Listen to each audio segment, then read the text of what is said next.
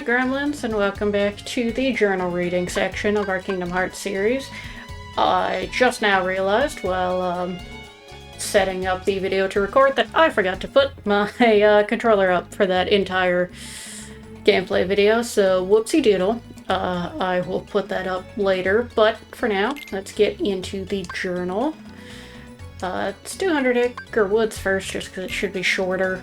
After opening a strange book inside Merlin's house, Sora found himself in a picture book. There he met Winnie the Pooh, who told him that all of his friends and his favorite honey tree had vanished. Some pages have been torn out, causing their disappearance. Gather the missing pages and reunite Pooh and his friends. So, we'll get more as we find pages and go back. And then Agrabah. Hoping to take over Agrabah, Jafar took Jasmine and the lamp with him to the Cave of Wonders. Sora and his friends followed him there, where they encountered Maleficent. They learned that Maleficent and Jafar were rounding up the 7 princesses, Jasmine being one, with the power to open the final keyhole. With Genie at his side, Jafar attacked Sora and company. Somehow they defeated him, but could not find Jasmine. She'd been abducted by someone else. They returned to Agrabah, where Aladdin freed Genie with his final wish and asked him to help Sora find Jasmine. Genie agreed and joined the party. As a summon, but yeah, we got Genie with us now. I technically did get some puppies, but there are more hidden around somewhere. So, well, do that later. And then characters. Who do we got? Maleficent, of course.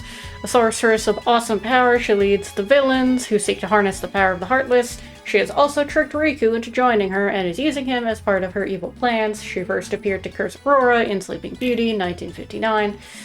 I do think we had one before, because I do remember her cape just, like, jump scaring me, but I guess it's an updated one for you. And then the world ones, let me see, yeah, I can get Winnie the Pooh and Owl first. A little bear living in the 100 Acre Wood. His favorite food is honey. Being a bear of very little brain. Poor Bubby. He's a bit absent-minded. Sometimes he even forgets what it was he was trying to remember. We've all been there, Pooh. He warmed up the screen in Winnie the Pooh and the Honey Tree in 1966. Bear of very little brain. That's okay. Not all of us get the brain, so... Owl, the wisest resident of the 100 Acre Wood. Whenever anyone has a question he can't answer, he asks Owl. Though Owl isn't always right. Owl likes to talk, but sometimes he puts his listeners to sleep. He showed us the wisdom of his ways in Winnie the Pooh and the Honey Tree. And you know what? It's fair. Sometimes you just talk a bit too much, and that's okay. You got Gale of Waterdeep in Baldur's Gate, and some people love him, and some people think he just needs to shut up because he talks too much. Aladdin, a young man living in Agrabah, he helped Sora defeat Jafar and used his last wish to release Genie from the lamp. Aladdin asked Sora and his friends to help save Jasmine, who has been abducted. He stole the scene in Aladdin 1992. I don't think I had a crush on Aladdin as a kid, but I feel like of the quote-unquote Disney princes, he probably was the closest I had to a crush, because the, like, prim and proper... generic white man, like copy number 3 that were the other princes. I just was not into it. I don't know if I didn't like the pompousness or the royal, I don't know. But him being just a normal dude made him more appealing to me, that's for sure. Genie, the spirit of the magic lamp, who has been freed by Aladdin with his third wish. Genie has joined forces with Sora and friends to rescue Jasmine from captivity. He will attack all locked-on targets, great. With Showtime, cost 2 MP. He granted our wish by appearing in Aladdin, 1992, and they show him in tail form, probably, so weirdos on the internet or just in the gaming universe don't sit there and stare at his new-formed booty. Jasmine, the strong-willed princess of Agrabah. Jasmine longs for the freedom of life outside the palace. She's in love with Aladdin, but doesn't know his real identity. She left the palace to seek Aladdin's help against Jafar, and appeared in Aladdin 1992. I will say, one of the good and possibly bad things about Disney and their princesses is they don't look as young as they are supposed to. Some of them, like, looking back, you're like, no, okay, yeah, teenager, I believe that. But some of them, I feel like they could pass for, like, very early 20s or, like, late teens. And a lot of them, you're sitting in the, like, 14 to 16 range. And it's like, it kind of misses the mark on that one. Oh god, they just said what it was in the cutscene and I already forgot. My bad. Jafar, the Vizier, is what I'm going with, of Agrabah. He joined forces with Maleficent and tried to control the Heartless. He gained control of the lamp and became a powerful genie, but was defeated by Sora and friends, and he played the villain in Aladdin. I don't know if he played the villain. I think he just was the villain. I mean, even look at him. Him with his cobra staff and giant singular feather. I don't think he was meant to be anything else. Like the red and black, I mean, obviously nowadays that's just a very liked color scheme, but it's very villain-coded colors. And yes, I partially say that because I do red and black. I like red and black, but I am not a villain. At least I try not to be a villain. Jafar Genie, with his last wish, he became an all-powerful genie himself, but he forgot that all genies share the same fate. To serve whoever controls their lamp. In the end, his lamp became his prison. And he is... I always kind of thought he was a...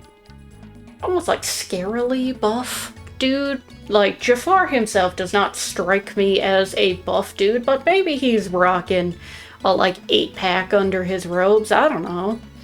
But Jafar Genie is just muscular. You got Abu, Aladdin's faithful furry sidekick. Abu's size and ability make him valuable in tight spots. He's got a weakness for jewels and treasure, and when he's around them, he can't think of anything else. He was all monkey business in Aladdin. I think they already used that in Tarzan. I guess they couldn't think of other, like, jokes, but cute Abu with his crazy-ass eyes. What is happening? Who gave Abu crack? Don't do that. Iago, Jafar's cunning, crotchety parrot. Great. He's Jafar's eyes and ears as he flies around Agrabah, spying on his master's enemies. Iago takes after Jafar with a penchant for intrigue and evil. He squawked around in Aladdin. Listen, I'm not a big fan of birds. They're not my favorite. I wouldn't call them evil, but I do feel like a lot of birds love the chaos that leads to more negative and evil situations. Carpet, a magical flying carpet loyal to Aladdin. Carpet can carry passengers over the vastness of the desert at great speed. The Heartless had Carpet pinned to the floor under a chest. Not like a loot chest, I think, like a chest of drawers. But he enchanted us in Aladdin. Oh. Alright, so this lets you see the pattern on him pretty well. I guess it's just the Cave of Wonders, huh? But the coloring, it's kind of tigery and obviously very ornate border. I mean, he's a very well-made rug, that's for sure. I just have never really taken the time to look at his patterning. Good for you, Carpet. And then our new enemies, we got Bandit. A Heartless that mostly appear in Agrabah. They can travel under the sand. They attack deftly with a long sword. Attack them with caution. Yeah, I'm not exactly good at caution, but, you know, they are very kind of stereotypical desert bandit thing. They almost have a bit of a turban look with their... I was gonna call it bandages, but maybe it's just wrappings. I don't know, but Bandit. And then you have Fat Bandit, the big boy. Fat Bandit, Heartless that mostly appear in Agrabah. They are well balanced, offensively and defensively. Besides strong physical attack, they use fire and they block attacks against them. Their movement is their weakness. So maybe they're different than the normal fat guys. Maybe you have to be attacking them while they're doing stuff and not just from the back. Or maybe it opens them to weakness, like if, because they have the added fire, maybe they also have an added weakness to kind of balance it. I don't know. Pot Spider, so they are spiders. Pot Spider, ordinary pots turned heartless. They lie in wait as ordinary pots, then reveal themselves and attack when their enemies draw near. Obviously, if the legs are the problem for you, you are going to hate this guy. So again, I will put in arachnophobia warning and try to like put it as a chapter or something. I'll give like a timestamp. Either way, that description also, it feels like it said pot so many times, and I don't think it did. I mean, it did say a couple times, but not a crazy amount. It just felt like a lot because it was so short. Pot centipede, so it was a centipede. I don't remember what I called it, but a centipede. Heartless, called by Jafar to stop Aladdin. Its long body is composed of a number of pot spiders linked together. Even if its body comes apart, it can regenerate itself by gathering other pots. Oh, hi, buddy. But yeah, I guess centipede makes sense. I don't know a lot about centipedes or bugs. I try not to look into it, but they're just a little guy. And obviously the head and the butt are kind of the main parts, the middle that get restacked. That should be everything though, so it looks like we are all caught up for now. So, remember to stay chaotic good, and I'll see you in the next one.